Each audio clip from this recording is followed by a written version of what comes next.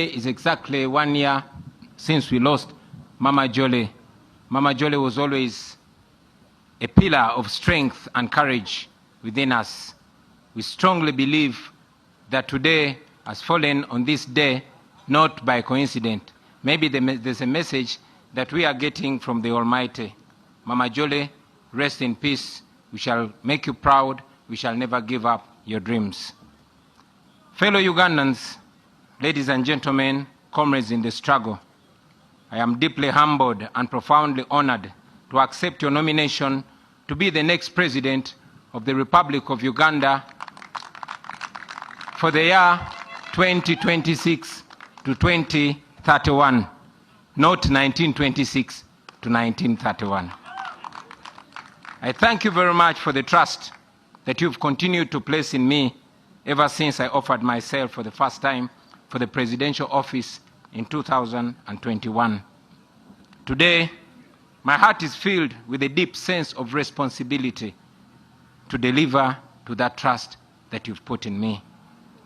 Together, we have been everywhere preaching the message of a new Uganda.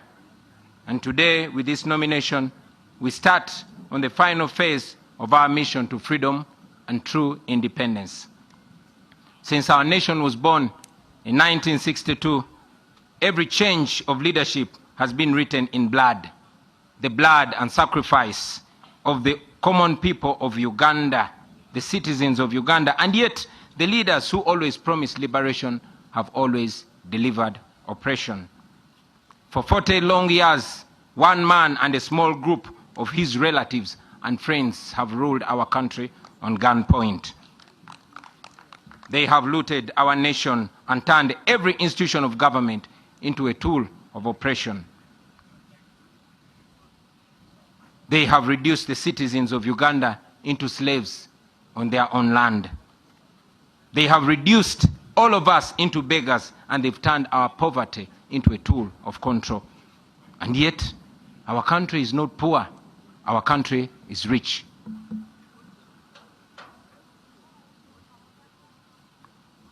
Our country cannot fall down.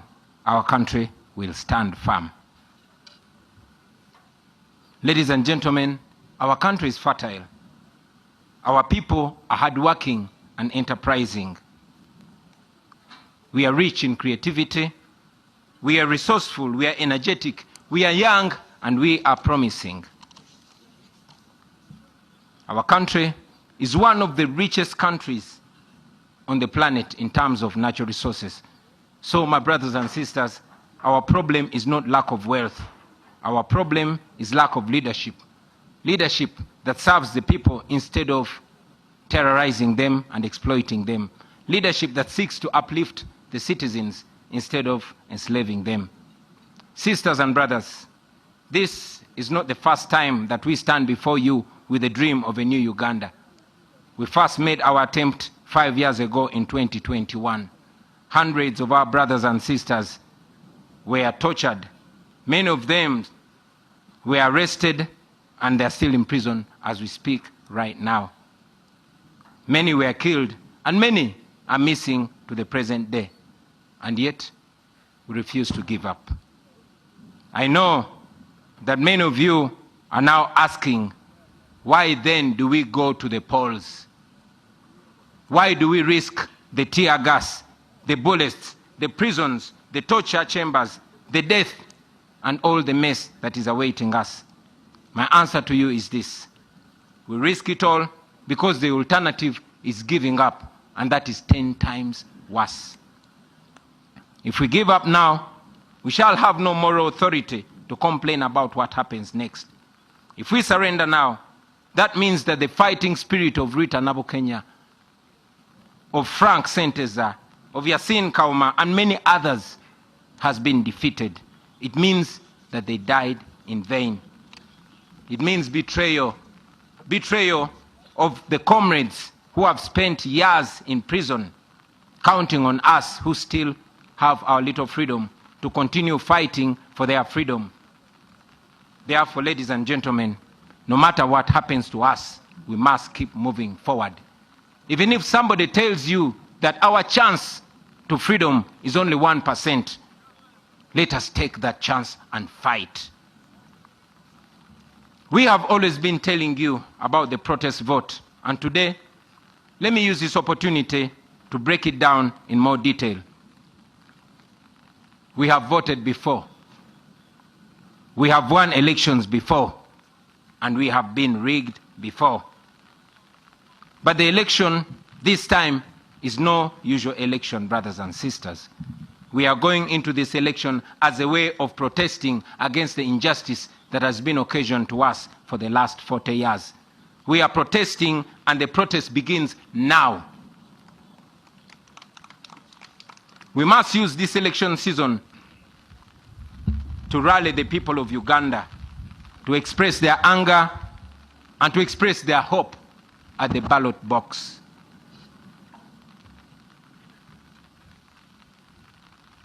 We are going to use this election to protest legally. We are going to use this election to protest constitutionally. And we are going to use this election to protest non-violently. We must mobilize the people of Uganda to come out and vote in very, very large numbers. Numbers too big to rig. We must lay different strategies and make different plans to ensure that we, the people of Uganda, get our freedom in this season.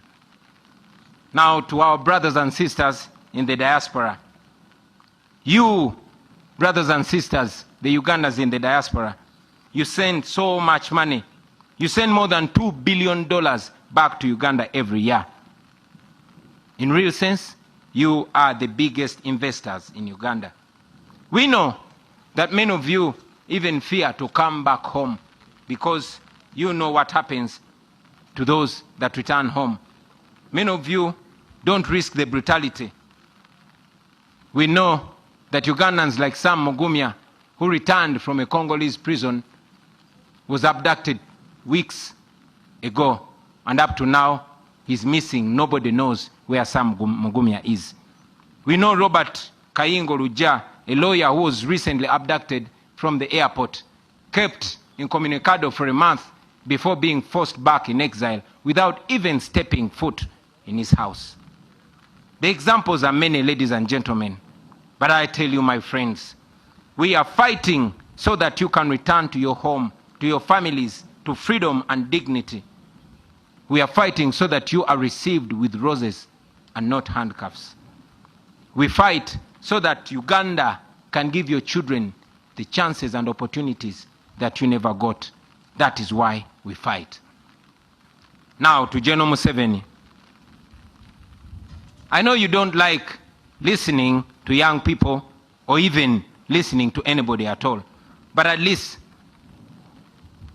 listen to your friend and Bush War comrade, General Kainda Otafire. I want you to remember that Uganda was here before you, and Uganda will be here long after you are gone. You don't have to burn it down on your way out. The best guarantee for your legacy, for your security, and for what you and your people have earned in the last 40 years is to allow a peaceful, orderly, and democratic transition of power. That opportunity is available because we are not vengeful people. We still believe in peace. We still believe in justice. And yes, we believe in reconciliation. All we want is a free and fair election. No military violence, no police brutality. That is not too much to ask for. Let this election not be a military operation. Let this be a democratic election. That should not be too much to ask for. You are aware that for the last 5 years, your regime has done everything to break our spirit. 6 men Uganda, where teachers, soldiers, health workers, and other workers are paid promptly and adequately. Where farmers earn fair income from their produce. Where traders are not suffocating under exploitative tax regimes. That is a new Uganda that we dream of. That is a new Uganda that we shall definitely get to. A Uganda where citizens can demonstrate on the streets about injustice, and the response of the government will be to listen to them and not to shoot them dead. A Uganda where jobs are not for the connected few, but for all those who qualify and are willing to work. Thank you.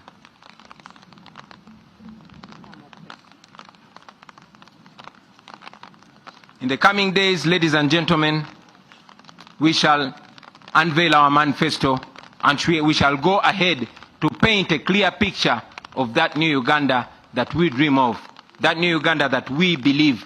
But ultimately, about leadership, that will be a Uganda where leaders will be serving the people and not the other way around. I tell you, my friends, that Uganda is possible in our lifetime. And with your courage, with our sacrifice, and with the grace of God, we shall reach that new Uganda. Now, as the National Unity Platform, even with the little resources that we had for the last 4.5 years, we have already demonstrated that we are able to use less and achieve more. We have managed to acquire the biggest political party headquarters in Uganda. We have launched the first school of leadership, and we have gone ahead to groom leaders at no cost to them. Leaders that will uphold our values and offer leadership to the next generation after we retire. We have supported families of political prisoners and missing comrades. We have refused to be compromised. We have held onto our principles even when it has come at great personal cost. We have pursued and secured sanctions against those who steal from our people and against those who oppress our people. We have kept the struggle alive, and we are growing even stronger. Now, to the international community, Uganda's freedom is not only for Ugandans. Uganda's freedom is for everybody. If Ugandans are safe, if Ugandans are not safe, neither are our neighbors, nor the international dwellers or the international community that always receives us when we go seeking for asylum. Please stand with us as we stand for democracy and human rights. Now, to our senior comrade, Dr. Kizza Besigye, to our brothers Alex Waiswa Mufumbiro, Comrade Bobby Young, Eddie Mutwe, Achireu Chivumbi, Machete, Gaddafi, and all other political prisoners, we honor you, we think about you, we pray for you, and we are fighting for you. To your families and every Ugandan that has been affected in this struggle, please don't lose hope. Your suffering will never go in vain. Now, finally, to the comrades that I will be moving with on this campaign trail, the foot soldiers, the ordinary citizens of Uganda who have nothing else to offer to their country but their selves, their bodies. First of all, I thank you, brothers and sisters. We have stood together through the tear gas, through the bullets, through the beatings, through the abductions, through the courts, through the prison walls, and through the funerals. You have been my shield. You have been my eyes. You have been my courage. You have been my strength. You have been my friends, my true friends. Today, as we go into what is likely to be an even more violent campaign, I will be relying on you, my friends. We are embarking on a long walk to freedom. Whatever lies ahead of us is going to test everything that we are and everything that we stand for. But I guarantee you, brothers and sisters, freedom will come at the end of the day. Because after all, freedom never comes easy. Our grandparents shed blood for the independence of this country 62 years ago. Our parents shed blood for what they believed was a liberation 40 years ago. Our comrades in this very generation are in prison for this very struggle. They've shed blood for this struggle. Many of them are missing and they don't even have graves for this struggle. Let us carry them in our hearts. Let us carry them in our minds. Let us do this in their name. Brothers and sisters, the same courage and discipline that has kept us going since 2017 should be the same courage and discipline to carry us through this campaign. Your duty in this campaign, I must remind you, will not be to protect me. Yes, your duty in this campaign is not to protect me. It is to protect yourselves. It is to protect each other. It is to protect those ordinary people that come to support us on our rallies. I request you to be vigilant in every village that we shall enter and on every rally that we go to. Please be very solid and be very sober. Please be very calm and be very disciplined. Hope for the best, but prepare for the worst. Be careful, but don't show fear, because this regime wants us to be fearful. My brothers and sisters, I want you to understand what we are fighting for. We are fighting for a better Uganda. We are fighting for the farmers, for the border riders, for the young graduates who have no jobs. We are fighting for the ghetto people, those ghetto youth whose future is being stolen away in exchange for a few shillings. We are fighting for the ordinary children whose future is empty and we want to give meaning to. We are fighting for those police officers who are ordered to brutalize you because you are fighting for their children's future. And afterwards, they have to return to their uniport, to an empty house, to children with no school fees, and to a family with no health insurance. Please don't look at them as your enemies, because they are not your enemies. They are victims too. They also wish that things can change someday. Brothers and sisters, if we succeed, this country will be free and things will change forever. It will never be the same again. Unfortunately, if we don't succeed, nobody will ever believe that we did our best. That will mean that we are condemning our children, those that are born and those that are unborn, to slavery. And that is not what we should be doing. Therefore, brothers and sisters, failure is not an option. We must get our freedom, or at least die trying to get our freedom. I don't know how much danger is awaiting us on this campaign trail, but I know that we are going to keep moving with hope and faith. We are carrying the hope of our entire generation, a hope of millions and millions of Ugandans. Brothers and sisters, I want you to understand that this that we are carrying on our shoulders is a historical responsibility. So prepare yourselves. Hug your loved ones one more time and tell them that we are going to war. We are going to a war that we never chose. A war that we are not even trained for, but a war that has been imposed on us by our oppressors. We are facing an enemy that is armed to the teeth. And we are facing the enemy barehanded, only armed with the truth and God. We are fighting this because it is a duty that we must take on.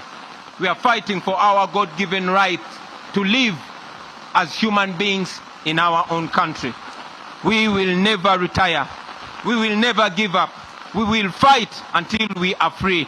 And I'm sure we shall be free in the end.